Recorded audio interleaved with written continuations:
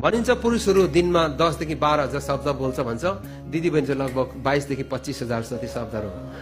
यसमा परमेश्वरले दिदीबहिनीलाई बोल्ने बनाउनु भएको छ। दाजुभाइ रिसाउनु हुँदैन, परमेश्वरलाई धन्यवाद होस् कि हाम्रा दिदीबहिनी हाम्रो श्रीमतीहरूलाई परमेश्वरले बोल्ने बनाउनु भएको छ।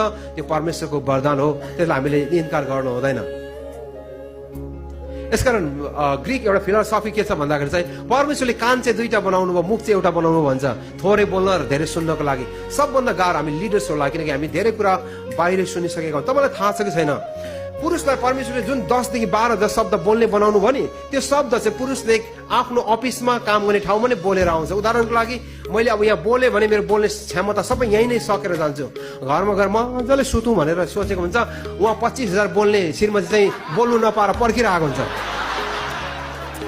बुझ्नुभयो भएन? अनि कन्फ्लिक्ट त्यहाँबाट पनि हुन्छ त।